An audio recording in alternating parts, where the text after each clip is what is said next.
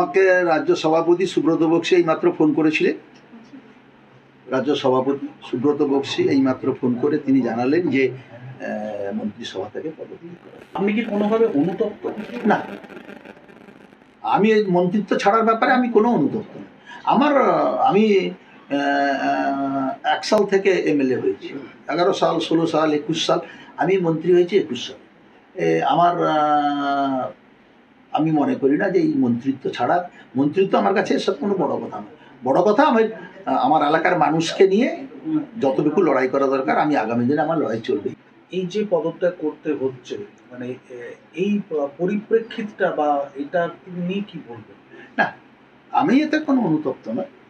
আমি কালকে যেটা ফরেস্টের আধিকারিককে বলেছি, সেই কথাটা উত্তেজনায় বসে বলেছি, তার জন্য আমি অনুতপ্ত। কিন্তু আমি পদত্যাগ করছি, আমি কোনো অনুতপ্ত নয়। কারণ আমি মানুষের জন্য লড়াই করতে গিয়ে হয়তো কোথাও ভুল করে ফেলেছি, কিন্তু লড়াই আমার জারি থাকবে।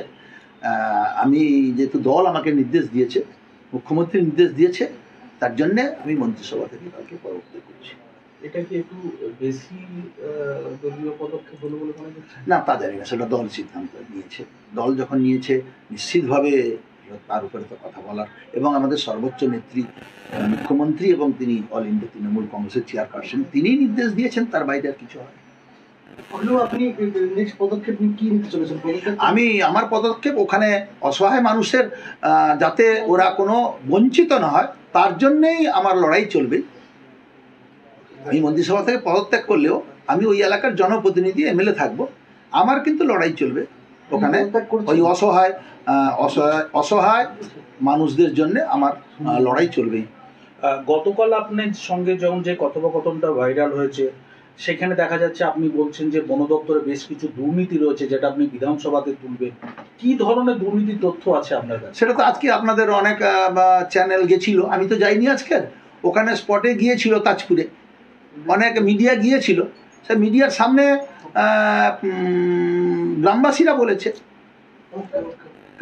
বলেছে যে টাকা নিয়ে বন দপ্তরের লোকেরা টাকা নিয়ে দোকান নাকি বসিয়েছে। এটা গ্রামের মানুষ বলেছে, আমি বলিনি। গ্রামের মানুষরা মিডিয়ার কাছে বলেছে যে এই বন দপ্তরের লোকেরাই কখনো 5,000, কখনো 6,000, কখনো 7,000 টাকা নিয়ে আমাদের দোকান বসিয়েছে। তার মানে বন দপ্তরে দুর্নীতি হচ্ছে, এবং আপনার কাছে সেই খবর ছিল, আপনি আগে মন্ত্রিসভায় জানাননি কেন, বা আপনি কি আগে কোনো পদক্ষেপ নিয়েছেন? আমি এর আগে আমার কোনো খবর ছিল না, আমি সেদিনকেই জেনেছি। আপনি ভিডিওতে বলছেন যে বন দপ্তরে একাধিক দুর্নীতি রয়েছে, যেগুলো আমরা ফাঁস করে দেবো। সেটা তো কাঠের ব্যাপার বলেছিলাম। টাকার ব্যাপার বলিনি, টাকার ব্যাপারটা গ্রামের লোক বলেছে, আমি কাঠের ব্যাপারটা বলেছি। কাঠের অনেক কিছু কাঠ ওরা চেক করে। কাঠের ব্যাপারটা কাঠ অনেক সময় যেগুলো অকেজো কাঠ, শুকনো কাঠ, সরকারি ঘরে আসার কথা, তা বিক্রি করে নিয়ম কানুন মেনে, পদ্ধতি মেনে সেগুলো বিক্রি করে যে টাকা পয়সা সরকারের কাছে জমা দেওয়া দরকার, সেক্ষেত্রে অব্যবস্থা আছে।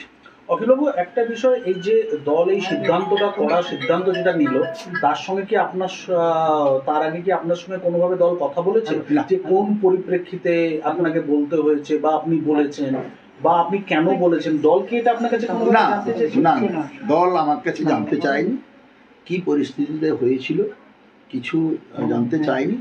শুধু সুব্রত বক্সী আমাকে বলেছেন গতকাল ঘটনাটা তিনি সারাক্ষণ ধরে টেলিভিশনে দেখেছেন, তিনি নির্দেশ দিয়েছেন